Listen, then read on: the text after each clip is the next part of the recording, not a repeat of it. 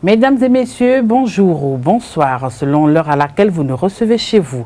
Bienvenue à Ici Tout se raconte, votre émission sans tabou qui parle des faits de société. Aujourd'hui, nous allons discuter autour de la thématique des jeunes filles et le sexe, pourquoi elles jouent avec. Alors, pour en parler, j'ai avec moi sur ce plateau Madame Priscille Oyédé, elle est psychologue et sage-femme. Bonsoir. Bonsoir Madame la journaliste. Également sur le studio avec moi, deux étudiants qui devront poser les questions à notre psychologue et en retour aussi, eux aussi ils auront droit à deux questions auxquelles ils seront contraints de répondre.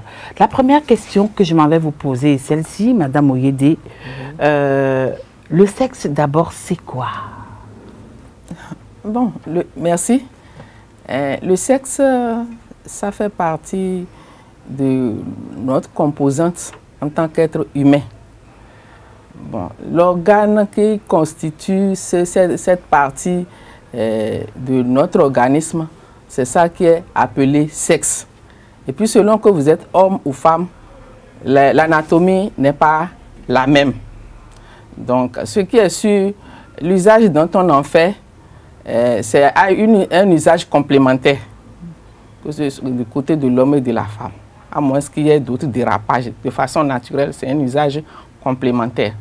Dans ce sens-là, pour que le sexe, pour qu'on puisse se servir de cet organe-là, il y a des dispositifs préliminaires, à savoir l'âge des intéressés, des partenaires, la sensation qu'ils ont, en tout cas tout ce qui est aspect développement physiologique et psychologique.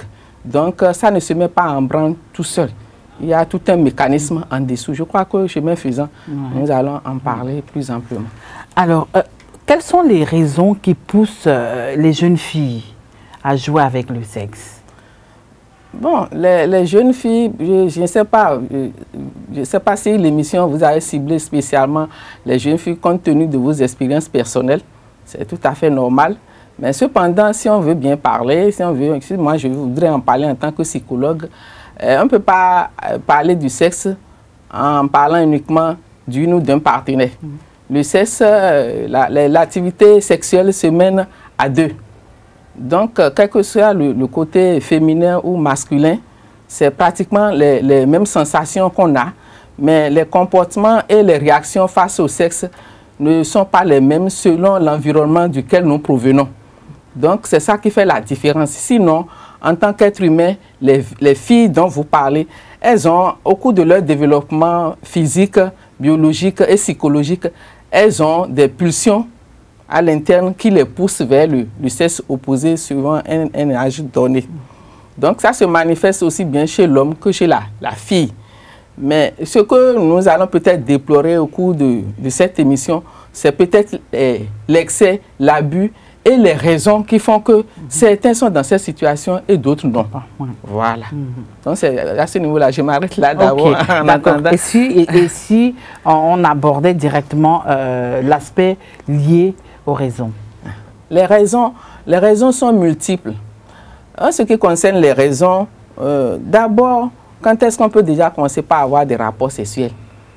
Théoriquement, on dit dès l'âge de 15 ans, chez la fille, 13 ans, 15 ans chez la fille et 17 ans, 18 ans chez le garçon. Selon les législations, c'est ce qui est indiqué chez nous ici. Bon, bref, ce qui est sûr, au plan de leur développement à cet âge-là, effectivement, il y a déjà des dispositions qui puissent leur permettre d'avoir des rapports sexuels. Bon, les raisons qui poussent les jeunes gens, et plus précisément les jeunes filles, il y a plusieurs raisons. D'abord, la fille ou bien le jeune sort d'un environnement qui est l'environnement familial. Quelle est la conduite, quel est le modèle qu'elle a suivi là-bas?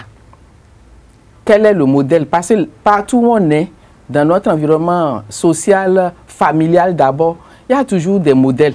Que ce soit au niveau des études, au niveau de la manière de se comporter, avec la relation avec autrui.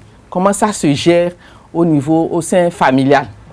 C'est ça d'abord. Ensuite, quels sont les milieux que ce jeune homme, bien la jeune fille-là, fréquente? Quelles sont ses ambitions pour elle-même? Parce qu'à un certain moment donné, les jeunes gens, que ce soit filles ou garçons, à un moment donné, c'est des gens qui présentent une sorte de rébellion. Donc, il y a au plan psychologique, on appelle ça le caractère, c'est un caractère, bon, de toutes les manières, on l'appelle l'opposition et la réaction. C'est-à-dire, c'est des enfants qui, à un moment donné, ne supportent plus les parents, veulent quitter la tutelle parentale, elles se disent qu'elles peuvent s'affirmer, on appelle ça l'affirmation de soi, elles se disent qu'elles peuvent découvrir eux aussi. Donc, il y a tous ces éléments-là, ces éléments-là qui sont en eux, qui les poussent à aller vers le sexe. Donc, voilà encore la deuxième raison. La troisième raison, c'est que parfois, elles sont dans un milieu où vous savez très bien, ce n'est pas un tabou hein, que le harcèlement existe. Donc, elles sont dans un milieu où on leur fait la pression là-dessus. Et soit elles sont étudiantes, soit elles sont en recherche de travail, ou bien elles sont dans le milieu social, quoi. Elles sont contraintes. Et comme elles sont en situation de vulnérabilité, elles sont obligées de se soumettre pour obtenir ce qu'elles veulent. Est-ce que vous voyez? Tout en se disant que comme ce n'est pas cette porte-là qu'il faut passer pour obtenir ce que je veux, donc je me soumets. Donc là, bon, elle est dans une situation de soumission.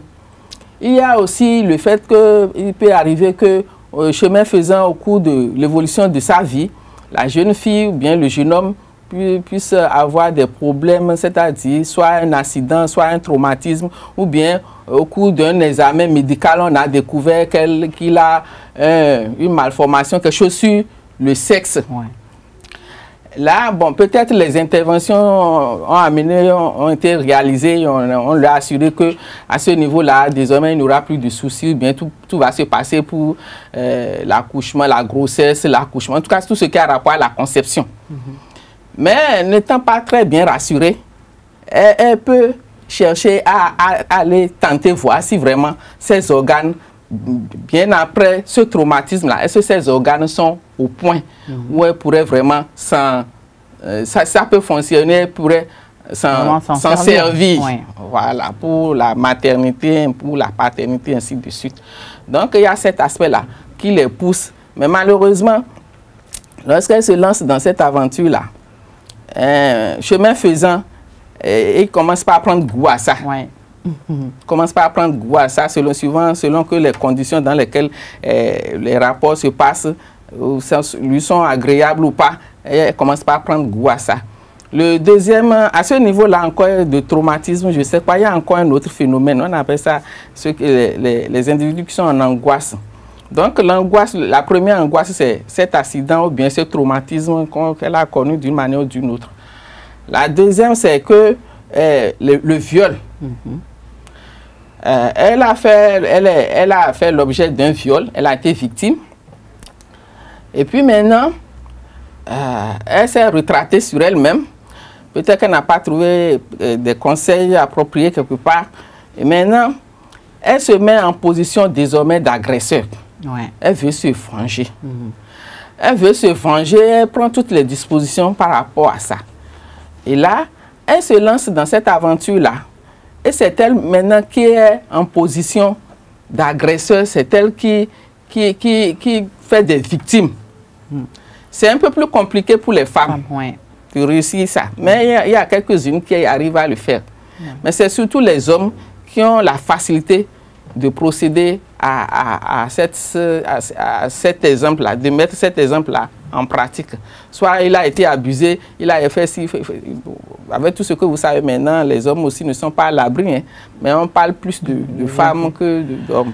Donc dans ces conditions, il va se mettre en position d'agresseur, il va abuser de tout le monde, tout ce qui est sexe là, il ne va pas laisser. C'est une manière de se venger. Donc il se venge. C'est l'angoisse qui le pousse.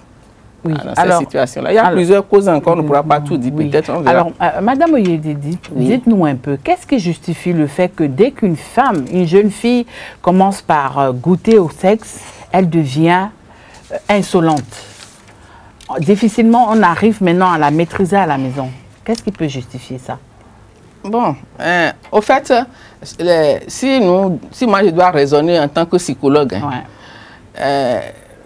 dans notre société, les gens disent que quand les jeunes gens, bien les jeunes filles commencent à avoir des rapports sexuels, bon, comme ce que vous venez de dire, peut-être c'est réel, hein.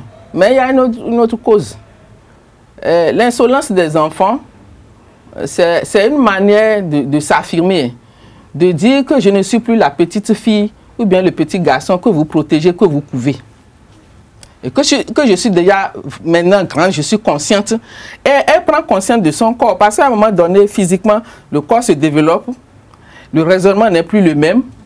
Et pendant ce temps, nous, les parents que nous sommes, nous voudrions qu'il soit comme le petit enfant que nous cajolons, que nous couvons. Que, si bien qu'à un moment donné, le courant ne passe plus. Moi, personnellement, ça n'a rien à voir avec le sexe. Peut-être le sexe vient s'ajouter à ça et ça amplifie encore le comportement réfractaire du jeune ou bien de la jeune fille.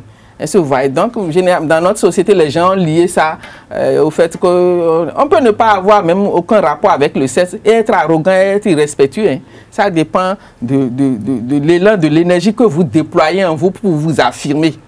Donc, c'est une manière de s'affirmer. Mais il y en a qui exagèrent et puis il y a aussi le milieu. En psychologie, c'est l'environnement qui détermine tout chez nous. Lorsque vous êtes dans un milieu où le papa n'est pas là et que c'est la maman seule qui s'occupe de vous, le comportement de cet enfant-là n'est pas le même par rapport à celui qui a la chance d'avoir ses deux parents. Okay. D'où ça, là, ça a un impact dans la vie de l'enfant. Et puis, le commun des mortels, on ne sait pas ce que l'enfant la vit dans son foyer, dans son milieu familial, pardon, dans le milieu familial. Et bon, on juge, on a des appréciations, on fait des observations comme on le veut, mais bon, en réalité, c'est beaucoup plus profond que ce que nous disons de façon superficielle. Donc, moi, je pense que les rapports sexuels viennent en complémentarité par rapport à leur réaction, mais la réaction, là, ça participe même de leur développement psycho-affectif. Un enfant qui ne passe pas par cette étape-là, c'est que cet enfant-là ne se développe pas. L'essentiel, c'est d'avoir un cadre approprié pour l'amener un peu à la raison, avoir le langage qu'il faut pour pouvoir communiquer avec lui. Si vous avez un enfant qui est béni, oui, jusqu'à 18 ans, 19 ans, il faut commencer par vous en inquiéter. Ah, c'est pas normal. Nous allons un peu évoluer dans cet entretien.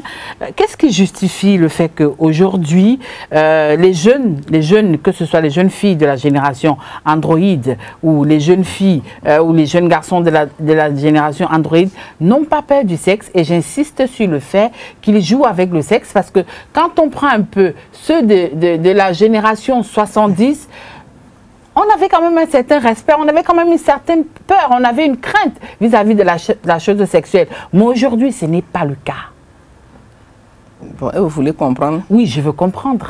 Pourquoi ce n'est plus ça? Bon, tout ce que moi je vais vous expliquer tout simplement, nous sommes dans une dynamique, dans tous les domaines. La preuve, il y a peut-être 30 ans, 40 ans, on n'était pas dans le numérique. Hein. Du moins, si ça existait, on n'était pas dedans au Bénin ici. Aujourd'hui, on ne peut rien faire aujourd'hui sans parler du numérique, sans parler de ceci, de cela. L'Android, la génération tête baissée, tout le monde est dessus. On a tout le temps la tête baissée. Bon, donc nous sommes dans une dynamique. Et cette dynamique-là, ça se ressent aussi au niveau des comportements sexuels. Et puis, moi, je pense que on pourra comparer, hein, mais en réalité, je ne veux pas exagérer pour dire que ce n'est pas comparable. Ouais. On peut comparer quand même. On peut comparer. On peut comparer, on va faire l'exercice. On peut comparer. Du temps où les années 70 et même au-delà, moi, les gens de ma génération, déjà pour avoir la télévision, ce n'était pas évident. Moi, je parle des gens de ma génération. Pour avoir accès à la télévision au Bénin à l'époque, ce n'était pas évident. Moi, j'ai acheté mon premier poste téléviseur blanc-noir en 1982 au Bénin, ici. Là. Donc, il faut vous dire que les choses évoluent. Et au jour d'aujourd'hui, nos jeunes enfants ont plus d'informations. Ils ont accès à l'Internet. Ils ont accès à des données. Ils manipulent facilement tout ce qui est technologie que nous, on ne peut même pas manipuler. Parfois, on a recours à eux. Lorsqu'ils sont dans une situation comme ça, là, ils savent que, bon, même s'ils te disent quelque chose, déjà, elle est dans sa situation de opposition-réaction, c'est-à-dire l'affirmation du soi. Donc, la communication n'est pas tellement ce que ça doit être. Mais elle va chercher l'information au niveau du net. Et c'est ça le drame. Et le net, c'est tout un boulevard d'informations. et il n'y a pas de restriction. On vous livre toutes les informations. C'est à vous de choisir ce qui vous convient. Si vous êtes de ces jeunes gens-là qui ne savent pas, qui n'ont pas conscience de ce qu'ils veulent, qui n'ont pas d'objectif précis et qui se lancent dans cette histoire-là tous les jours, ils sont sur le net à la recherche de ceci. À un moment donné, ça devient une dépendance. Et c'est à partir de ce moment-là que ce que vous êtes en train de dire, de déplorer, ça se produit. Et ça se produit très rapidement de nos jours. Moi, je pense que c'est ça. Sinon, aucun parent ne voudrait que son enfant se retrouve dans la débauche ou ceci, cela. Ce n'est pas notre souhait. Notre souhait, c'est qu'ils aient l'éducation normale, on se sacrifie pour, et puis on voudrait avoir des résultats. On voudrait avoir un enfant qu'on dit c'est l'enfant de telle personne, comme le dit ma maman de son vivant. Elle dit que c'est un plaisir quand on dit tu es bien présentable, la tête est bien. Là, et bien on dit que c'est une fierté pour eux, les parents disent ah c'est la fille, c'est ma fille, et on la présente. Mais quand c'est n'importe quoi là. Donc, le souhait des parents, c'est comment faire évoluer les enfants. Mais ce n'est pas les parents seulement qui éduquent au jour d'aujourd'hui. Et avant même, ce n'était même pas les parents seuls. Il y avait les oncles, les tantes, tout ça là. Aujourd'hui, ce n'est pas ça. Tout ça là, famille élargie. Voilà, tout ça là est laissé tomber. Et tout ça là, ça a un impact. Et les gens ont recours à l'Internet. L'Internet aussi, ça a des avantages et des inconvénients. Et voilà maintenant nos jeunes gens, est-ce qu'ils sont en mesure de soutirer les bonnes nouvelles, les bonnes informations et de les utiliser judicieusement comme ça se doit? C'est là la question. Oui. Donc ça leur revient individuellement parce qu'aucun parent ne saurait suivre l'enfant jusque dans les cyber, ceci, cela, pour savoir ce qui se passe. On ne peut pas l'en empêcher. On n'a pas de ressources nécessaires pour l'empêcher. Même si vous voulez l'empêcher, on va vous trouver peut-être un peu bizarre, que vous êtes en déphasage avec tout ce qui se passe. Donc, l'essentiel, bon, je crois que chemin faisant, on va voir comment il faut les encadrer, la conduite à tenir face à certaines situations. Oui, mais est-ce qu'elles ont conscience de cet état de choses-là? Bon, il faut dire que la conscience, je ne peux pas dire franchement qu'elles ont conscience. Parce que ce que vous allez remarquer, nos enfants sont précoces. Et quand on est précoce, on n'a pas une idée de tous les dangers qui nous guettent. Or, tous les jours que Dieu a créés, nous sommes entourés de dangers partout. Au marché, dans la rue, à l'école, à la maison, partout. Le danger est là. Elles n'ont pas conscience parce qu'elles sont précoces. Imaginez-vous, moi, pendant que je fais des entretiens dans certains établissements scolaires, et j'ai rencontré pour la classe de terminale les enfants qui sont en classe d'examen, on me sollicite de temps en temps. Bon. Et chemin faisant, j'ai découvert qu'en classe de terminale, il y a un petit garçon de 14 ans. Il était tout petit comme ça. Il dit, ah, toi, si tu es dans le groupe de ceux que je dois entretenir, et le directeur me dit, oui, c'est leur bébé, des trucs comme ça. Bon. Vous voyez, 14 ans. Elle n'a même pas encore fini le mécanisme de son développement psychologique. Et lorsque le mécanisme n'est pas encore terminé, ce n'est pas évident que vous puissiez prendre conscience de ceci, de cela, de ce qui est bon pour vous. Les parents doivent être toujours derrière pendant cette période-là pour déterminer. Et voilà que nous, les parents, on ne peut pas les suivre partout, surtout là où on est en train de déplorer le net maintenant. Et plus nos enfants sont avancés dans le net, les technologies, plus on est fiers aussi parce qu'on se dit que bon, au moins ils sont au pas. Mais c'est comme si on veut quelque chose et son contraire à la fois. On est obligé de nous arranger. Mais la plupart du temps, les enfants n'ont pas conscience parce qu'ils sont précoces. Ils sont vraiment précoces. Donc, la conscience là, c'est les parents qui vont s'en occuper et attirer leur attention. C'est bon ce que vous faites, mais on aurait pu faire comme ça, comme ça.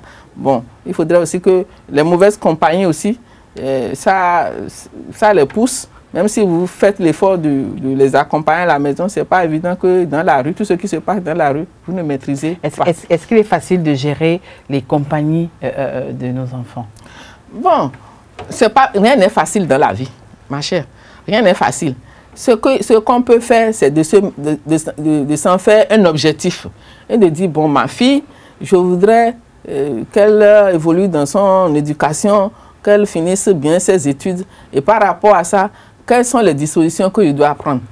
À la limite, au besoin même, vous pouvez déjà lister ce que vous pensez faire avec votre fille. Prendre un bout de papier, lister. Et ensemble, vous allez discuter. créer un environnement favorable de communication avec elle. Parler avec elle, voilà. Bon, on s'est entendu, tu veux faire telle formation, tu veux faire telle formation. Mais au même temps que tu veux faire des formations, voilà ce qui te guette. Il va falloir qu'on s'entende sur le minimum pour que l'objectif qu'on se fixe là, qu'on puisse l'atteindre. Je ne t'empêche pas d'avoir des amis, parce que tu ne peux pas vivre recroquevillé sur toi-même. Tu as besoin de communiquer avec. Mais voilà ce que je souhaite. Qu'est-ce que tu en penses? Et vous discutez avec. Et puis les amis qui viennent à la maison, que ce soit des amis garçons ou pas, même à un certain âge, lorsque les amis ne viennent pas à la maison, nous les parents, on s'en inquiète. Hein? Quand on ne voit pas nos enfants avec des amis, on s'en inquiète, surtout quand c'est des garçons. Moi, j'ai fait des garçons. Je n'ai fait que des garçons. Je sais, à un moment donné, à un certain âge, quand vous ne voyez pas quelqu'un, leur dit bonjour, bien. Bon. Ou bien parfois, il y en a qui déambulent dans la maison, tu l'appelles, tu dis ça là. Je n'en veux pas. Hein. Débrouille-toi pour qu'elle ne vienne pas. Je ne veux pas l'agresser, je ne veux pas l'affronter. Mais je passe par ton canal pour que ça là. Cette catégorie-là, je n'en veux pas. En tout cas, moi, j'ai eu à dire ça. Je ne sais pas si j'ai bien fait ou mal fait. Ce qui est sûr, bon, ça s'est géré. Et puis, l'élément que je soupçonnais, le comportement, ça ne me plaisait pas. Je ne voudrais pas que mon enfant, en soit à son compagnon, va l'indécester, c'est l'enfant de la sage-femme, là. C'est l'enfant de la dame, là. Je ne voudrais pas. Donc, c'est comme ça. Au fait, nous, les parents, n'avons pas été à l'école de formation de comment faire pour éduquer nos enfants. C'est l'instinct humain, là, qui nous guide et les exemples, les expériences peut-être de nos parents. Et on ne peut donner que ce que nous avons reçu à nos enfants. C'est l'expérience que nous avons reçue, ce que nos parents nous ont donné comme éducation. C'est ça qu'on peut transmettre tout en faisant l'effort de nous accommoder aux conditions, situations de changement de leur temps. Est-ce que vous voyez? Donc c'est ça qu'on pourra faire. Alors, nous avons sur le plateau avec nous 2 étudiants qui vont vous poser certaines questions. Nous allons commencer par la jeune dame qui va devoir se présenter.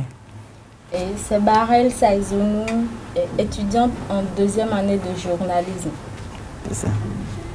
J'aimerais poser une question. Vous aviez parlé des parents. Souvent, on constate que les parents sont figés sur école, maison, bonne compagnie, études. Mais rares sont les parents qui discutent de sexe avec leurs filles. Moi, je pense qu'ils doivent discuter de sexe pour ouvrir, c'est pas pour ouvrir les yeux à la fille d'un côté, d'un mauvais côté, mais pour lui faire comprendre les inconvénients qu'il y a dans cette partie-là quand on s'approche précocement du sexe. Et là, je vais vous poser la question de savoir si est-ce que les parents ne sont pas d'une très grande responsabilité à ce niveau? Merci, ma jeune fille. Je sais vous qui êtes concernée aujourd'hui. Merci. Bon, votre question, c'est une question pertinente. Mais tantôt, je venais de dire qu'on ne peut donner que ce qu'on a reçu en tant que parent. Et je suis sûre que d'ici quelques années, vous serez dans ce rôle-là. Vous allez voir combien c'est compliqué et c'est complexe. Parce que peut-être vous aussi, vous n'avez pas eu l'occasion d'en discuter à fond avec vos parents. Si bien que vous n'avez pas les mots justes, vous ne savez même pas comment aborder. Même moi, en tant que sage-femme, ce n'est pas aisé. Donc, je voudrais tout simplement vous dire que, en tant que parent, je viens de le dire, je vais encore le répéter, nous n'avons pas reçu une formation spécialement pour ça.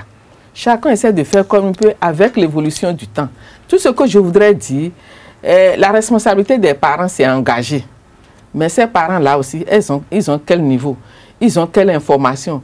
Ils ont quelle pédagogie pour approcher le thème en question, pour pouvoir vraiment discuter de ça avec eux. Or, c'est indispensable, surtout de nos jours, où les jeunes filles n'ont peur de rien, elles ont le goût du risque, elles s'engagent dans des choses qui pourraient les emporter du jour au lendemain. Pas possible. On rentre dans n'importe quel véhicule, les gros cylindrés, on rentre dedans et puis on devient n'importe quoi. Donc, je crois que c'est le moment, ces événements-là doivent pousser les parents à vraiment ouvrir les yeux, comme vous venez de le dire, et à voir les choses autrement. Mais surtout les parents aussi qui voient et qui souffrent, parce que les parents souffrent, hein, à moins que ces parents-là aussi ne soient complices de ce comportement-là. La plupart du temps, ça se produit, ils souffrent. Et ils ont besoin de l'aide aussi. Ils ont besoin de l'aide, à défaut de créer un cadre de communication approprié avec l'enfant, mieux vaut aller demander des conseils. Au jour d'aujourd'hui, il y a des gens qui ne font que ça, qui veulent bien accompagner les parents, tout ça là. Les parents qui ont quelques préoccupations par rapport au comportement, surtout le comportement sexuel de leur enfant. Parce que, bon, notre idéal, c'est l'école, c'est la famille, c'est les études, comme tu l'as dit. Mais il y a quelque chose, cette pulsion-là, qui est en nous, que les parents aussi ne maîtrisent pas. Et cette pulsion-là est en vous. On ne sait pas à quoi ça peut vous pousser, cette pulsion sexuelle-là. Et c'est humain, c'est naturel, l'essentiel, c'est d'en discuter. Moi, j'invite seulement, effectivement, les parents à commencer par changer du disque-là, de comportement, le langage-là. On ne sait pas changer, même pour qu'ils puissent changer, ce n'est pas du jour au lendemain. Ils ont besoin d'être accompagnés aussi. Ils ont besoin de savoir que, bon, désormais, il faut faire ci, il faut faire ça avec l'enfant. Je crois que c'est ça. Mais on ne va pas les culpabiliser, parce qu'on ne peut donner que ce qu'on a reçu. C'est très important. Oui. Moi, c'est Missen Wassens, étudiant en 3e année de diplomatie et relations internationales. J'ai une question par rapport au thème. Vous avez parlé tantôt de l'impact des TIC dans l'évolution du phénomène du jeu des jeunes filles avec le sexe, bon, des jeunes gens avec le sexe. Moi, j'aimerais savoir quel est le réel impact des TIC, surtout des novellas, parce que avec les chaînes étrangères, les novellas, les Trace Urban, avec l'avènement de ces nouvelles, quel est le réel impact de ces chaînes dans le phénomène de jeu de sexe que les jeunes gens ont de nos jours? Bon, merci. Le tic, comme vous venez de le dire, on ne peut pas, il ne faut pas qu'on se cache le doigt derrière, le visage derrière un doigt. Ça a un impact. Il ne faut pas se voiler la face. Ça a un impact. Dites-moi, vous, en tant qu'être humain, vous êtes là, avec toutes vos sensations présentes, toutes vos pulsions en bon état, vous présentez devant un film porno, par exemple. Vous regardez ça pendant juste une demi-heure. Et Dieu seul sait qu'ils en regardent. Hein? Vous regardez ça pendant une demi-heure. Est-ce que vous êtes dans un état, l'état, au moment où vous devez mettre la télé en marche, ou bien vous devez mettre votre portable en marche, l'état psychologique ou bien votre état physique même, l'émotion que vous aviez avant, et après avoir regardé ce film-là, quelle est la sensation que vous avez? Faites la comparaison et vous verrez que ça a effectivement un impact. Ça là, c'est du tac au tac. Hein. Ça, on vit ça immédiatement. On vit ça immédiatement. Que vous soyez un jeune, une personne âgée ou bien des gens de 40 ans, vous allez voir ces films-là. Ça agit immédiatement sur vous. Mis à part ça, moi je pense même que ça c'est l'extrême. En dehors même de ces films-là, vous allez sur le net, vous cliquez, ça dépend de vos objectifs. On ne va pas sur le net pour aller là-bas. Ça dépend de l'objectif que vous voulez atteindre. Si c'est sur le sexe, vous cliquez. Est-ce que c'est séduction que vous voulez? Est-ce que c'est comment faire l'amour? Vous cliquez tout ça là. Mais l'état dans lequel vous étiez avant d'aller cliquer là-dessus, ce n'est pas le même état quand vous avez fini de lire tout ça là. Parce que vous allez vouloir prendre, vous allez, au besoin, mais vous allez prendre des notes.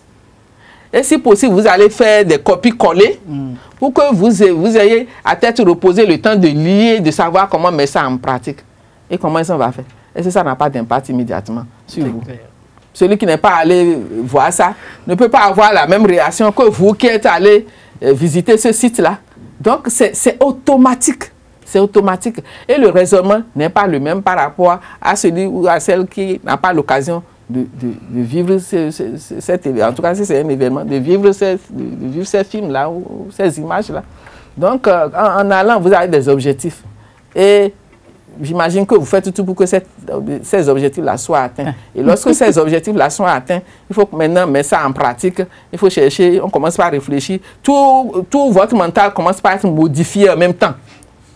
Est-ce que vous voyez? Donc, c'est de ça qu'il s'agit. On ne peut pas se leurrer. Oui. Cette affaire de tic-là, ça a un impact sur nous. Un couteau à double tranchant. Oui. On en a besoin, mais il faut savoir comment consommer ça. C'est vrai. Voilà, nous allons un peu parler des conséquences, Madame la psychologue. Merci, Madame. Les conséquences de ces pratiques à risque-là. les conséquences sont énormes. Hein. Peut-être qu'on ne va pas tout dire ici. Ouais. Parce que mais nous allons quand même, oui, nous sommes tenus par le temps. Les premières conséquences, c'est que lorsque la jeune fille se lance dans cette aventure-là, la première chose, c'est que ça a un impact sur ses études. Or, le contrat qu'elles ont avec les parents, c'est comme vient de le dire ma jeune soeur qui est là, études à maison, et puis quoi encore tu as dit? École, voilà. Bon, une fois que les jeunes filles se lancent dans cette aventure-là, l'école prend un coup, sa formation prend un coup. Et nous savons ce que les formations coûtent aux parents maintenant. Donc, elle ne suit plus normalement les cours. Il y a l'absentéisme qui s'installe. Elle dit qu'elle va au cours, mais elle est ailleurs. Et puis, en fin de compte, soit elle se verse dans... elle a des camarades qui sont déjà bien avancés dans ce domaine-là. Et chemin faisant, elle peut se retrouver dans le cercle de la prostitution. Ouais. C'est le premier volet que je voudrais dire. Le second, c'est que quand elles sont dans cette situation-là, elles sont très exposées aux maladies sexuellement transmissibles. Donc, si elles ne prennent pas les précautions, il n'y a pas de préservatif, ou bien lorsqu'ils ont plusieurs partenaires, il y en a qui s'imposent à eux, de ces partenaires-là qui s'imposent à elles, qui les obligent à avoir des rapports sans protection, sans préservatif. Elles subissent, et puis, chemin faisant, elles vont attraper une maladie, des infections sexuellement transmissibles. Et ces infections-là peuvent avoir un impact à la longue, sauf si elles ne veulent pas concevoir. C'est des infections qui généralement ont un impact sur tout ce qui a rapport à la fécondité, les infections, les trompes, l'utérus, tout ça là, le col et tout ce qui a rapport à l'aspect génital de la femme. Donc, après avoir fait ces aventures, elle se décide un jour de se marier et on commence par traiter la stérilité partout, à droite, à gauche, on la traîne partout avec tout ce que ça comporte comme conséquences, ressources financières, morales, psychologiques, l'environnement aussi. Bon, bref, nous sommes dans un milieu africain, on sait ce que c'est quand vous n'avez pas d'enfants. Donc, il y a ce côté-là. Il y a le côté aussi que elle ne sera pas respectée. Elle a beau avoir gagné de l'argent dedans, se relooker tout le temps, être au top, même quand elle va passer, celle-là, on sait ce qu'elle fait. Donc, on ne la considère plus. Et puis, elle est plus ou moins vulgaire. Même si elle fait tout ça pour avoir un bon poste, c'est les mêmes chefs ou bien les mêmes individus qui s'amusent avec elle là, jusqu'à lui donner le poste. Là. Ce sont ces mêmes-là qui seront encore en train de raconter, de parler mal d'elle, ou dire que elle est facile et tu peux aller tenter. Ça là, on sait ça. Ouais. Donc, il y a beaucoup d'inconvénients. Il y a aussi le fait que ça fait la honte de la famille. Ouais. Surtout quand ça atteint un stade vraiment avancé où pratiquement elle est devenue irrécupérable. Ça, c'est surtout en Afrique, ça. Ça devient un problème pour la famille. Ouais. Et puis, on est mal à l'aise. On n'a même pas... Parfois, elle est virée même de la maison si c'est des gens qui vraiment ont une certaine valeur, ont un mode de vie, qui ne voudraient pas que cet enfant-là les expose au lynchage médiatique ou bien au candidat de la société. Donc, c'est pas facile. On pense que quand on se lance dedans, c'est vous seul qui êtes responsable. L'impact là, les conséquences là, c'est pas l'intéressé seulement que ça concerne. Ça concerne tout son environnement, ses parents directs, ses frères, ses soeurs. Oui, mais à côté de ça, on a quand même des parents. On a des parents qui encouragent ça à partir du moment où... Ça là, c'est du lacisme. À partir du moment où, quand la jeune fille, ça donne déjà à la chose sexuelle, quand elle ramène de l'argent à la maison, elle s'occupe de toute sa famille. À ce moment-là, les parents sont, comment dire, impuissants. Non, ça là, ça fait... Moi, je vais vous dire que ça fait l'exception. Peut-être qu'il y a beaucoup de cas comme ça, mais ce qui peut pousser jusqu'à ce niveau-là, il y a le terme qu'on prononce souvent là, le mot qu'on prononce souvent, c'est la pauvreté. Les gens sont pauvres. Et ils ne veulent pas accepter leur pauvreté, réfléchir par rapport à ça et trouver une porte de sortie, une porte honorable de sortie.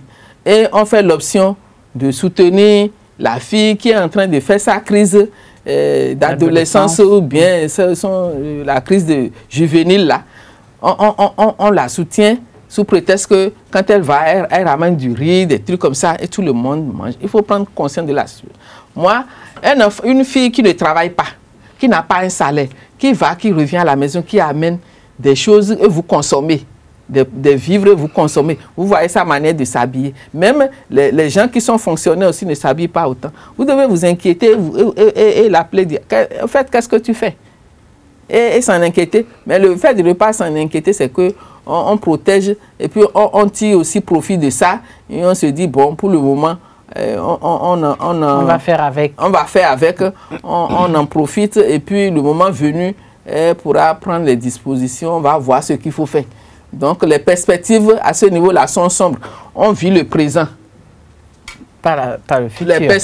Les perspectives avec cette fille-là, on ne s'en préoccupe pas beaucoup. On se dit que bon, le moment venu, les choses, ça va se gérer. Et voilà. Encore quelques minutes et ce sera la fin de notre émission. Mais je crois que les deux étudiants qui sont sur le plateau ont encore chacun une question à l'endroit de la psychologue. Nous allons commencer par le garçon. Merci, madame. Ma deuxième question, c'est par rapport aux fréquentations. Vous avez parlé tout à l'heure des fréquentations que les jeunes gens, le thème est précisément sur les filles, mais moi je préfère parler en généralité, que les jeunes gens ont au dehors, à l'extérieur. Mais ma question va à l'endroit des... On constate souvent qu'il y a des dames très âgées qui courtisent les jeunes garçons et genre, qui les poussent à l'acte sexuel très tôt, très tôt. Donc j'aimerais savoir quel impact ces relations sexuelles auront sur l'organisme, sur le corps de ces jeunes gens-là. Et pourquoi cet état de choses, ce phénomène-là. Voilà, en Afrique surtout, et en Europe aussi. Ok, merci. Bon, moi je pense que c'est ce que j'ai dit tantôt. Nous sommes dans une dynamique. Ouais. Moi je sais que... Moi j'ai déjà la soixantaine. Bon, donc... il y a des choses qui se passent aujourd'hui là, qui ne se passaient pas. Si bien que quand on apprend ça, bon, certains, quand vous êtes un peu cultivé, vous avez lu un peu ça. Mais les gens qui n'ont pas de connaissance des choses comme ça, qui ne sont pas ouverts à l'extérieur aussi, là aussi, on se demande qu'est-ce qui peut pousser jusqu'à ce niveau-là. Mais au jour d'aujourd'hui, vous allez remarquer qu'il y a des familles monoparentales. Des filles seules. Et c'est ça les conséquences. Lorsque vous allez voir comment ces dames-là ont vécu leur jeunesse, vous allez comprendre que la situation qu'elles vivent maintenant, c'est parce qu'elles se retrouvent seules. Parce que la femme a un temps. Je ne dis pas que spécialement toutes ces femmes-là, elles se sont versées dans la débauche ou je ne sais quoi. Non, chacun a son histoire. Si vous allez voir l'histoire de cette femme-là, peut-être qu'elle a fait un choix et puis ça a abouti à une erreur. Et elle a eu un enfant, le monsieur s'est barré, il y a eu conclusion, comme on le dit, du père. Elle s'est retrouvée seule avec l'enfant, en tout cas, comme on le dit, elle s'est débrouillée. À un moment donné, elle a besoin, nous sommes des humains, on a besoin de vivre la vie, peut-être pas la vie du couple, mais on a besoin d'avoir... On a toujours besoin d'avoir quelqu'un à côté. De l'amour. On a envie d'être aimé. Tout le monde a envie d'être aimé.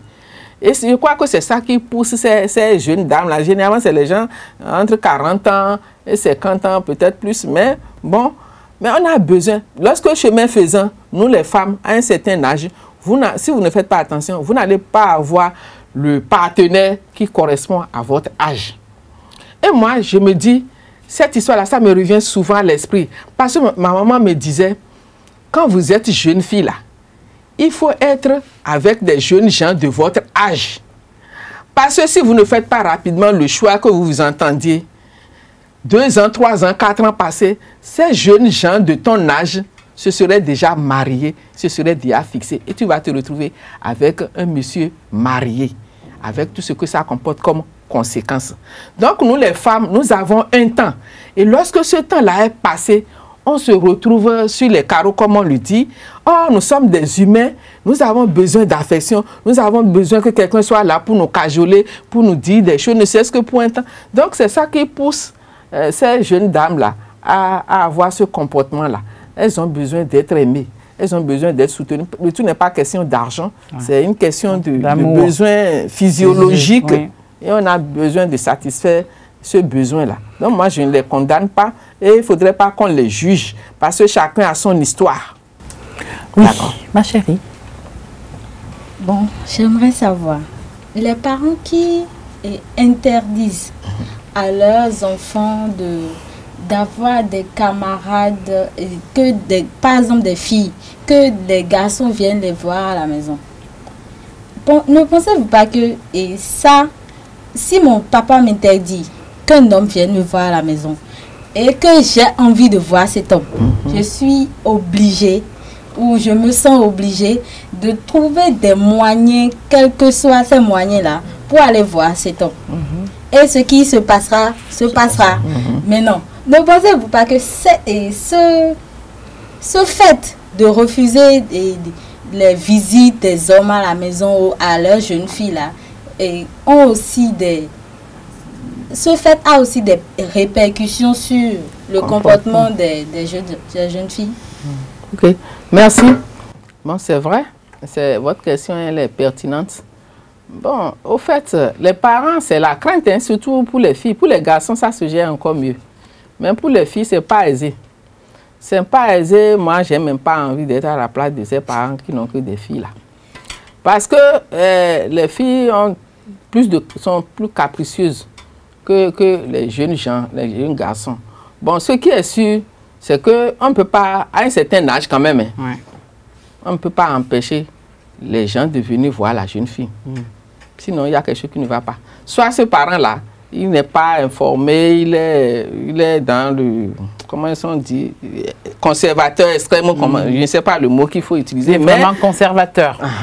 Donc, celui-là, il n'est pas, ce papa-là n'est pas au pas, mais ses parents-là. La seule chose, c'est que, bon, ce qu'on peut faire, c'est de, vous aussi, les enfants, il est vrai que vous êtes dans votre situation d'opposition, de réaction, tout ce temps. Il faut prendre le temps de lui expliquer que, bon, voilà, j'ai déjà 18 ans, j'ai déjà 20 ans, bon, ce sont mes amis, on fait les cours ensemble, on fait ceci, on fait cela, et puis il faut les autoriser à venir me rendre visite. En tout cas, tout ce que moi j'ai compris, de par mon expérience en tant que parent, de par ma profession, je crois que tout se passe autour d'une communication. Oui. Lorsque vous n'arrivez pas à bien communiquer, vous êtes retraté, vous êtes braqué, on ne sort rien de bon de cette attitude-là. La seule manière, c'est de comprendre que le papa qui refuse, il est dans sa logique. Vous qui voudriez avoir votre copain ou vos amis à côté, vous êtes dans votre logique. Entre les deux, là, quel est l'acteur principal? C'est vous qui allez savoir comment gérer ça avec votre papa pour qu'il accepte. Parce qu'à un certain âge, lorsque les garçons ne viennent pas vous voir aussi, ils devraient s'en inquiéter. On a beau avoir tous les diplômes du monde en tant que femme, si vous n'avez pas un partenaire à côté, bon, ça là aussi, ça vous manque. Hein. Donc, c'est une question de communication. Ok, avant de terminer cette émission, quelques conseils pratiques à l'endroit de... Surtout ces jeunes filles-là, parce que j'insiste. Bon, d'abord, avant d'aller vers les jeunes filles, les jeunes filles proviennent d'un milieu. Il faudrait que les parents, moi je voudrais leur demander qu'ils sachent que les choses ont changé et qu'on est obligé de faire avec et qu'on est obligé de changer de langage avec nos enfants et savoir que, bon, savoir écouter et au besoin savoir provoquer aussi des conversations. À un certain âge, il faudrait qu'on prenne conscience qu'elles ont besoin de se faire des amis et que comment gérer tout ça avec eux, il faudrait que ça s'apprend. Les parents aussi ont besoin, dans le cas où ils ont quelques soucis, de se rapprocher de ceux qui peuvent les accompagner. Oui. Il n'y a pas de honte à cela. Pour ce qui concerne les jeunes filles, moi je leur dirais que, bon, il est vrai que nous les filles, nous avons un temps. Les hommes, à tout moment, ils peuvent faire leur vie. Mais néanmoins, le temps que nous avons, il faut gérer ça. Il faut bien gérer ça parce qu'il y a différentes étapes. quand vous êtes enfant, il y a l'enfance. Après, quand vous devenez adolescent, il y a des choses que vous devez faire que vous ne devez pas faire. La seule manière, c'est d'écouter et de voir si, par exemple, vous avez une grande sœur qui a réussi aussi bien dans les études que dans la vie du couple, tout ça là. C'est des modèles. Il faut choisir un modèle. C'est tout. Dans la vie, là, il faut avoir un modèle. Il ne faut pas se laisser emballer dans n'importe quoi, tout ça là. Les dangers sont là, mais c'est à vous de faire le choix et le choix judicieux pour votre vie selon les objectifs que vous vous êtes fixés. Ok.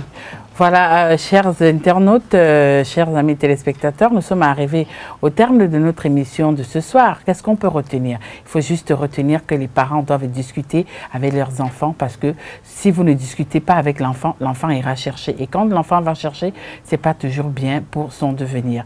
Merci de nous avoir reçus chez vous. Merci de nous avoir écoutés chez vous. Au revoir, bye bye. À la réalisation, Joseph Bédigard.